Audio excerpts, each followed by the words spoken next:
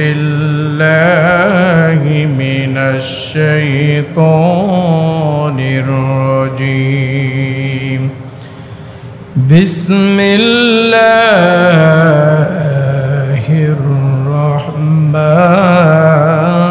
الرحيم وبشر الذين آمنوا وعملوا الصالحات أن لهم جنات تجري من تحتها الأنهار كلما رزقوا منها من ثمرة رزقا قالوا هذا الذي رزقنا من قبل وأتوا به متشابها ولهم فيها أزواج مطهرة وهم فيها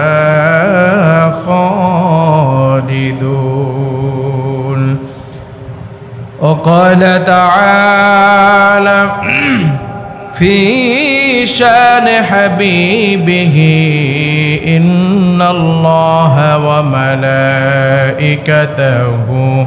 يصلون على النبي يا أيها الذين آمنوا صلوا عليه وسلموا تسليما اللهم صل على مولانا محمد وعلى آل سيدنا مولانا اللهم صل على مولانا محمد وعلى آل سيدنا مولانا আলহামদুলিল্লাহ যাবতীয় প্রশংসা সে আল্লাহ পাক রব্বুল আলামিনের জন্য যিনি আজকে আমাদেরকে পবিত্র জুমার নামাজ জামাতের সঙ্গে আদায় করার উদ্দেশ্যে দুনিয়ার শ্রেষ্ঠ উত্তম উৎকৃষ্ট জায়গা নিয়ামতে ভরপুর প্রশান্তি ও শান্তিময় জান্নাতিনী মসজিদুল হারামাইনে পবিত্র জুমার নামাজ পড়বার জন্য আমরা উপস্থিত হয়েছি। আল্লাহ তাআলা আমাদের কবুল করেছেন। সে আল্লাহর জবান দিয়ে আল্লাহর কণ্ঠ দিয়ে আমরা আল্লাহর শুকরিয়া আদায় করছি আলহামদুলিল্লাহ। দরুদ ও তাসলিমা পেশ করছি সর্বকালের সর্বযুগের সর্বশ্রেষ্ঠ মহান নেতা নবী মুহাম্মদ রাসূলুল্লাহ সাল্লাল্লাহু আলাইহি ওয়াসাল্লামের উপর আত্মার মাগফিরাত কামনা করছি। মাটির বাড়ি কবরে যারা চলে গেছেন আল্লাহ তাআলা সকলকে মাফ করে প্রত্যেক মরহুম মরহুমার কবরে সওয়াবের হাদিয়া পৌঁছায় দিন পরে আমিন। প্রিয় ভাইরা বাবারা বন্ধুরা কেমন আছেন? আমরা আলোচনা শুনছিলাম মুনাফিকের আলামত থেকে শুরু করে এবং মুনাফিক চিনবার কিছু লক্ষণ আমরা আলোচনা করেছি এবং মুমিনদের কিছু গুণাবলী সম্পর্ক আমরা আলোচনা শুনেছি যে মুনাফিকদের পরবর্তী জীবনে তারা কি ধরনের জীবন যাপন করবে, তাদের অবস্থা কেমন হবে এবং মুমিনদের অবস্থা কেমন হবে এ সম্পর্কে আমরা ইতিপূর্বেই শুনে গেছি ইনশাআল্লাহ। আজকেও আমরা শুনব মুমিন সম্পর্কে আলোচনা। কি সম্পর্কে ভাই? মুমিন সম্পর্কে আলোচনা। তাহলে মুমিনরা যাবে আল্লাহ তাআলার প্রশান্তি জান্নাত এবং আল্লাহ তাআলার সন্তুষ্টির জান্নাতে, যেরকম সুবহানাল্লাহ। মুমিনদের জন্যই, মুত্তাকীদের জন্য, ঈমানদারদের জন্য এবং সৎকর্মশীলদের জন্য আল্লাহ তাআলা জান্নাত তৈরি করে রেখেছেন। আল্লাহু আকবার বলেন। আমরা জান্নাত কেমন হবে, যে জান্নাত আল্লাহ তাআলা আমাদের দেবেন, জান্নাতটা কেমন হবে, জান্নাতের অবস্থাটা কেমন হবে, এই সম্পর্কে আলোচনা শোনা অবস্থায় আমাদের গত জুমা গেছে। আজকে সেখান থেকে শুরু হবে ইনশাআল্লাহ, বিমাশিয়াতিল্লাহ বিফদলিল্লাহ বিইذনিল্লাহি তাআলা আলাইহিম ওয়া আলাইহিম আজমাইন। সকলে পড়ে আমিন। চলুন তাহলে আমরা চলে যাই। আল্লাহ তাআলা বলছেন যে যারা ঈমান পরিপূর্ণভাবে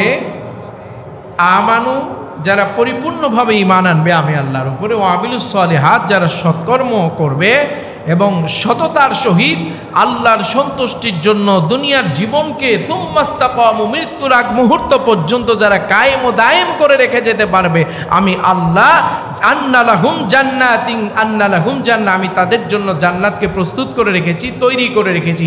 সুবহানাল্লাহি বিহামদিহি। কেমন জান্নাত? তাজরি মিন তাহতিহাল আনহার, যে জান্নাতের তল দিয়ে নহর প্রবাহিত। যেরকম সুবহানাল্লাহ।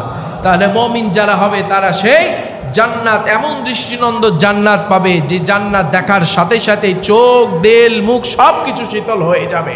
আল্লাহু আকবার বলেন। কেমন সেই জান্নাত হবে? কারণ যখন আল্লাহ রাব্বুল আলামিন জান্নাতীদের আমলনামা ডান হাতে দেবে, তারা যখন জান্নাতের মধ্যে প্রবেশ করবে, প্রবেশ করার সাথে সাথে জান্নাত তো ঢুকে যাওয়া তো দূরের কথা, জান্নাতের দরজা দেখার সঙ্গে সঙ্গে জান্নাতের দরজার মধ্যে তারা বসে পড়বে। সুবহানাল্লাহ। দৃষ্টিনন্দন গেট জান্নাতের। দুনিয়াতে অনেক সুন্দর সুন্দর বাসা দেখেন নাই, যার গেট দেখলেই অনেক সুন্দর লাগে, আছে না এমন? এ তো দুনিয়ার গেট। তাহলে বলেন তো দেখি, জান্নাতের গেটটা কি এর থেকে সুন্দর হবে না কম সুন্দর হবে? বেশি সুন্দর না কম সুন্দর? বেশি সুন্দর। বেশি সুন্দর, বেশি সব কিছু আমাদের জন্য পরিকল্পনা যিনি করেন, তৈরি করে রেখেছেন, নির্ধারণ করে রেখেছেন, তার নাম কি? জোরে বলতে হবে, তার নাম কি? তাহলে সে আল্লাহকে যদি খুশি করতে পারেন, সব থেকে দামি নিয়ামত, দামি জিনিসটা আল্লাহ উপহার দেবে। এই উপহার আপনারা নিতে চান না? নিতে চাই, আমরা সবাই চাই। আল্লাহ কবুল করুন, জোরে কারা আমিন।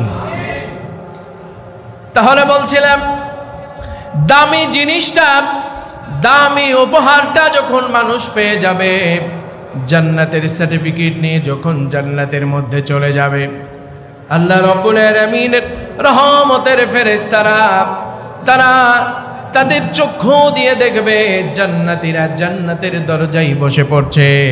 ফেরেশতাদের বলবে, ও ফেরেশতারা রে, আমরা আর জান্নাতের ভিতর প্রবেশ করতে চাই না, কারণ এত সুন্দর দরজা পেয়েছি, এখানেই আমরা বসে যারা জীবনটা আমরা এখানে কাটাই দিতে চাই।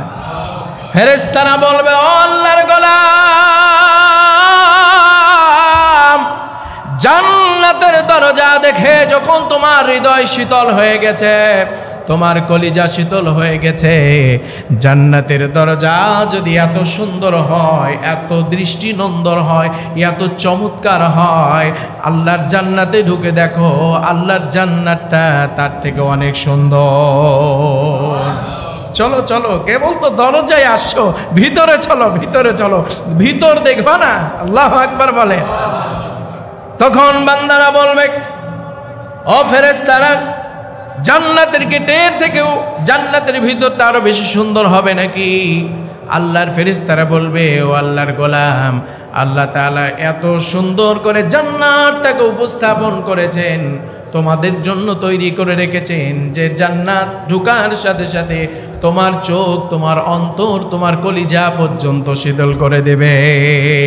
সুবহানাল্লাহ। চলো এই জান্নাতে তারা চলে যাবে।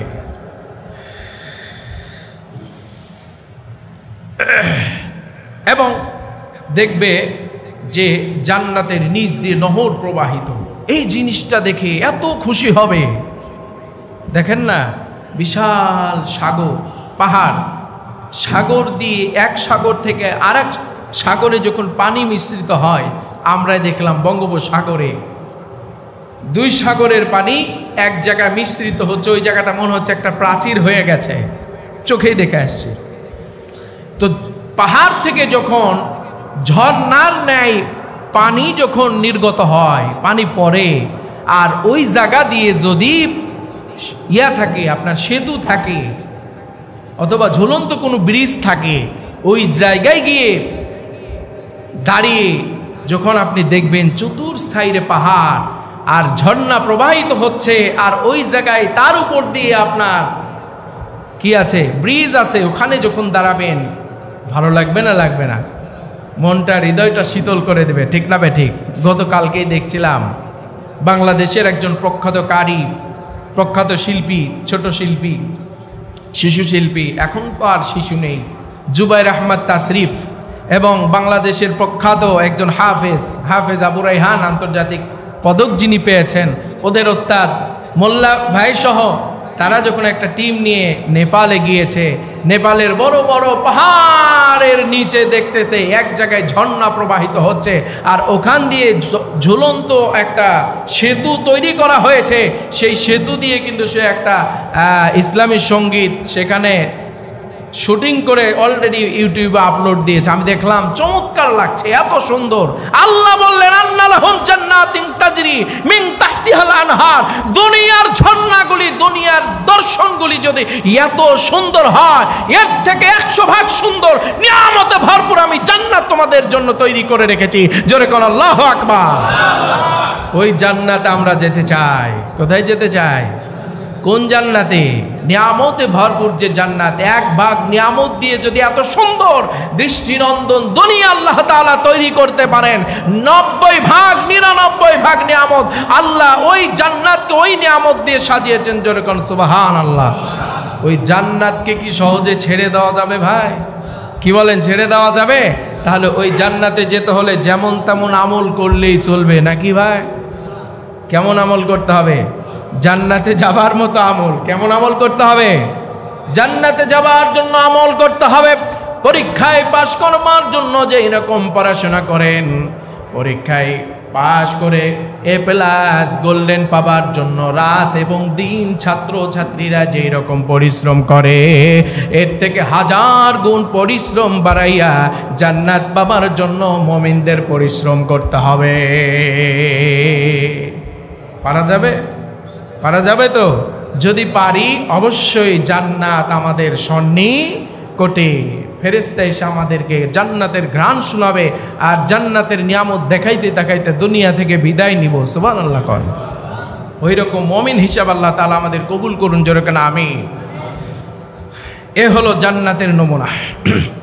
এরপরে আল্লাহ তাআলা বললেন, কুল্লামা রুজিকু মিনহা মিন সামারাতির রিজকা। আল্লাহ তাআলা বলেন, কুল্লামা রুজিকু, তাদের রিজিক দেয়া হবে যখনই, মিনহা মিন সামারাতির রিজকা, তা থেকে কোনো ফলমূল রিজিক হিসাবে তাদের দেয়া হবে। যেরকম সুবহানাল্লাহ। তাদেরকে রিজিক হিসাবে যেটি দেওয়া হবে সেটি হলো ফলমূল। কি দেওয়া হবে? জোরে বলেন। ফলমূল খাওয়াবে আল্লাহ। কোথায়? জান্নাতে। আল্লাহ কি খাওয়াবেন সেটাও বলে দিচ্ছেন। আচ্ছা, জান্নাতের ফল আর দুনিয়ার ফল কি এক হবে? কি মনে করেন আপনারা? দেখি আপনাদের ধারণাটাই কেমন। দুনিয়ার ফল আর জান্নাতের ফল এক হবে না? হবে? দুনিয়ার বেগুনের স্বাদ আর জান্নাতের বেগুনের স্বাদ কি এক হবে? এটা টেস্ট কম হবে না বেশি হবে? বান্দা কিন্তু ওখানে গিয়ে বেগুনও খুঁজবে, শুধু আপেল কমলায় বেদানাই খুঁজবে না, ওখানে গিয়ে তরি তরকারিগুলো খুঁজবে। যে এত সুন্দর সুন্দর দুনিয়াতে আমি সবজি খেয়েছি, তো আল্লাহ এখানে কোনো সবজির ব্যবস্থা নাই?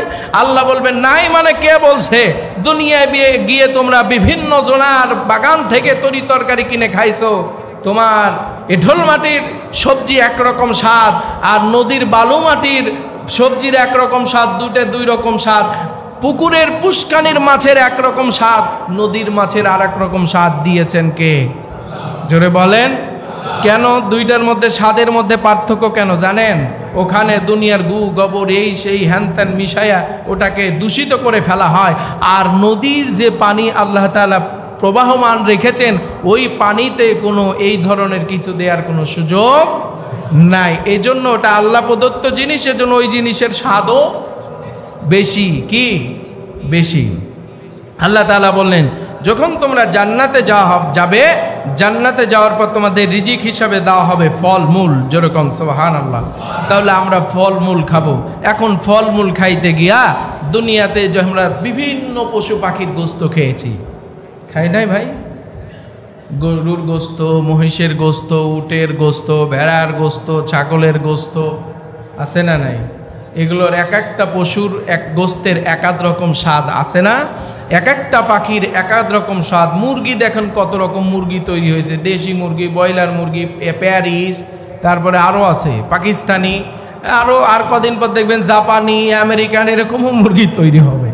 তো যাই হোক, আমি ওইদিকে যাচ্ছি না। তো এক একটা মুরগির এক এক রকম স্বাদ। মাছ কত প্রকার আল্লাহ তাআলা তৈরি করেছেন, যে প্রকারের গন্তি মানুষের জানা নাই। এক একটা মাছের এক এক রকম স্বাদ দিয়েছেন কে? জান্নাতের মধ্যে যাওয়ার পর তারা যখন খাদ্য খাবারগুলি খাবে তখন তাদের মনে হয়ে যাবে, আহারে দুনিয়ার বুকে আমি ফল ফলাদি খেয়েছি একরকম স্বাদ, আর জান্নাতের মধ্যে আল্লাহ আমাদের যে খাদ্য রিজিক হিসাবে যে ফল আমাদের নির্ধারণ করেছেন, এই ফলের আর এক রকম স্বাদ। দুনিয়ার ফলের থেকে জান্নাতি ফলের স্বাদ আকাশ এবং জমিন তফাৎ। এরপর আল্লাহ তাআলা বলেন, ক্বালু যাল্লাযী রুযিকনা মিন ক্বাবল। আল্লাহ তাআলা বললেন, ক্বালু, তারা বলবে, হাযাল্লাযী, এটা তাই যা, রুযিকনা, আমাদের রিজিক হিসেবে দেওয়া হয়েছিল, মিন ক্বাবল, ইতিপূর্বে। যেরকম সুবহানাল্লাহ। ইতিপূর্ব যে আমাদের যে ফলমূল রিজিক হিসেবে দেওয়া ছিল, এটাই কি সে ফল? কারা বলবে? জান্নাতীরা। কারা বলবে? ও আল্লাহ, দুনিয়াতে ইতিপূর্বে, মানে ইতিপূর্বে তো আমরা দুনিয়াতে ছিলাম নাকি? কোথায় ছিলেন? দুনিয়ায় না? দুনিয়ায় ছিলাম। তো দুনিয়ায় যে ফল খেয়েছিলাম ওই ফল আর এই ফল কি একই ফল? প্রশ্ন জান্নাতীদের। তাহলে উত্তরটা আল্লাহ তাআলা এখানেই দিয়েছেন। আল্লাহ তাআলা বলেন, ওয়া উতুবিহি মুতাশাবিহা, যা দেয়া হয়েছিল সদৃশ্য হবে পরস্পরে, যা দেয়া হয়েছিল সদৃশ্য হবে এবং পরস্পরে। ওয়ালাহুম ফিহা আজওয়াজুম মুতাহহারা, এবং তাদের জন্য তার মধ্যে থাকবে স্ত্রীরাও পুত পবিত্র। যেরকম সুবহানাল্লাহ। হ্যাঁ, সেই ফল আর এই ফল দেখতে একই রকম হলেও স্বাদে আকাশ এবং জমিন পার্থক্য। এবং তোমাদের দুনিয়ার বুকে যে তোমাদের স্ত্রীরা তোমাদের সফর সঙ্গী ছিল, সেই স্ত্রীরাও তোমাদের সেই দিন কি হবে? সঙ্গী হবে, সাথী হবে। কে বলছেন? আরো জোরে বলেন। এখন এখানে প্রশ্ন হলো, স্ত্রীও থাকবে ওখানে? হ্যাঁ, স্ত্রী থাকবে, কোরআনে আছে এই কথা। তাহলে আল্লাহ যে বলেছে জান্নাতীদের জন্য হুর নির্ধারণ করবে, তাহলে কি হুরগুলোকে আমরা পাবো না? হ্যাঁ, আপনারা হুরও পাবেন, যাদের স্ত্রীগুলি পুত পবিত্র ছিল, যে স্ত্রীগুলি জান্নাতের ঘোষণা প্রাপ্ত হয়ে গিয়েছে, সেই স্ত্রীরা স্বামীর সাথেই জান্নাতের মধ্যে প্রবেশ করবে। তারাও থাকবে নিয়ামত হিসাবে, হুরদের আল্লাহ পাক তাদেরকে দিবেন। যেরকম সুবহানাল্লাহ। স্ত্রীরাও তার থেকে বাদ যাবে না। এখন প্রশ্ন হলো, বন্ধুগণ আমার, এই ফল খেয়েছি, ওখানে ফল খাবো, এত স্বাদ, তাহলে ফলের স্বাদ তো পাইলাম। জান্নাতীরা বলবে, ও আল্লাহ, একটু জান্নাতটা ঘুরে দেখি। আল্লাহ তাআলা বলবে, যাও যাও, আমার সুন্দর জান্নাতটা তোমাদের হৃদয়ের চোখ দিয়ে দেখো, আর কলিজা তোমরা দেখে দেখে শীতল করে আমি আল্লাহ রব্বুল আলামিনের শুকরিয়া আদায় করো। সুবহানাল্লাহ। তারা জান্নাত ভ্রমণ করতে বের হয়ে যাবে। সুবহানাল্লাহ। কোন ভ্রমণ করতে করতে গিয়ে দেখবে সুন্দর সুন্দর সুন্দর পাখি, রং বিরঙের পাখি উড়ে বেড়াচ্ছে। আল্লাহু আকবার। এত সুন্দর সুন্দর পাখি। আপনি যদি নদীর পাড়ে যান, আমাদের দেশের সাগরের পাড়ে পাখি উড়ে কম, অন্য অন্য দেশে বিশেষ করে ইতালি থেকে আপনার ইউরোপের মধ্যে অনেকগুলি আপনার নদীর পাড়ে সাগরের পাড়ে যখন যাওয়া যায় অনেক রং বিরঙের পাখি উড়ে বেড়ায়। ওই দৃশ্য দেখার জন্য মানুষ চাতর পাখির মতো ভিড় করে, সুবহানাল্লাহ কোন, মৌমাছির চাকের মতো ভিড় করে নদীর পাড়ে ওই দৃশ্য দেখার জন্য। তো ওই জান্নাতে যখন যাবে এত সুন্দর সুন্দর পাখি দেখবে, পাখি দেখার পর তার খেয়াল এসে যাবে, আল্লাহ দুনিয়াতে গিয়ে তো এরকম সুন্দর পাখি দেখেছিলাম, তো ওই দুনিয়ার মধ্যে যে পাখির গোস্ত আমরা খেয়েছিলাম কত স্বাদ তো আল্লাহ, কত স্বাদ। গরুর গোস্তের একরকম স্বাদ, ঘুঘু পাখির একরকম স্বাদ, মুরগির গোস্তের একরকম স্বাদ, মাছের গোস্তের একরকম স্বাদ। আয় আল্লাহ তাআলা এত সুন্দর পাখি আমরা দেখতেছি, দুনিয়ার বুকে যে পাখিগুলো আমরা খেয়েছিলাম খুবই টেস্ট ছিল। যখন ভুনা করে আমার স্ত্রী আমার সামনে রান্না করে পাত্রের মাধ্যমে আমার সামনে এনেছিল, আমি যখন খেয়েছিলাম এক একটা পাখির গোস্তের স্বাদ খেয়ে আমি আল্লাহ রব্বুল আলামিনের শুকরিয়া আদায় করেছিলাম। ও আল্লাহ, জান্নাতে কি এমন পাখির গোস্তগুলি খাওয়াইয়া তোমার শুকরিয়া আদায় করাবা না? এত আস্তে সুবহানাল্লাহ। জান্নাতে যে ওই বান্দাগুলি পাখিগুলি দেখে আল্লাহকে বলবে, আল্লাহ এই পাখির গোস্তগুলি খাওয়াইয়া আমাদেরকে কি জান্নাতের মধ্যে তোমার প্রশংসা আদায় করাবা না? সুবহানাল্লাহ। আল্লাহ বললেন, হা হা, তুমি কি এই পাখির গোস্তগুলি খেতে চাও? আল্লাহর বান্দা জান্নাতীরা বলবে, হা হা, দুনিয়াতে পাখির গোস্ত খেয়েছি, যেই রকম স্বাদ এটাও খেতে চাই, এটার কেমন স্বাদ? সুবহানাল্লাহ। আল্লাহ তাআলা বললেন, ওয়ালাকুম ফিহা মা তাশতাহি আনফুসুকুম ওয়ালাকুম ফিহা মা